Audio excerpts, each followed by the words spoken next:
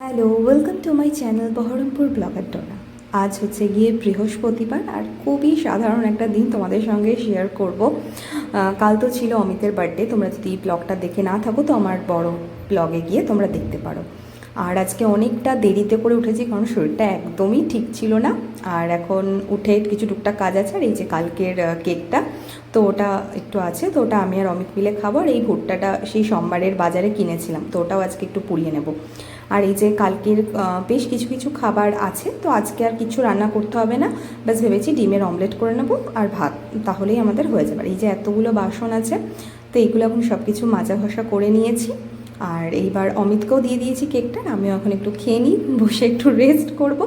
আর তারপরে চলো এখন অমিতকে বললাম ভুট্টাটা খেয়ে নাও, নাহলে আর ভালো লাগবে না এরপরে, বেশ অনেক কদিন হয়ে গেল। তো সেই মতনই ভুট্টাটা পুড়িয়ে এখন এই দেখো অমিতকেও দিয়ে দিয়েছি, তার সাথে নুন আর একটু হালকা লঙ্কারগুলো লেবুর রস দিয়ে মাখালাম, বেশ ভালো সুন্দর টেস্ট ছিল। আর একটু আগে খেলে বেশি ভালো। তার এই যে এক পেটি আজকে ডিমও নিয়ে নিয়েছি, আর যেরকমটা বললাম। আর এরপরে খাওয়া দাওয়ার পর আরও কিছু বাসন কোসন মেজে রেস্ট নিয়েছিলাম। আর এই যে নিচে এখন তরমুজ এসেছে, তো অমিত গিয়েছে কিনতে। মানে তরমুজটা একমাত্র বুঝতে পারি আমরা এলে পারে ওয়াটারমেলন করে, নাহলে বাকি তো সবই তেলেকুতে বলে, বোঝাও যায় না।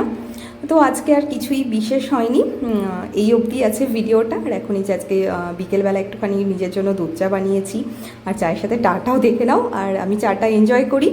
আর সন্ধ্যাটা এভাবেই কাটলো আজকে। আর ভিডিওটা ভালো লাগলে অবশ্যই লাইক করে দিও, আর প্লিজ চ্যানেলটা সাবস্ক্রাইব করে দিও।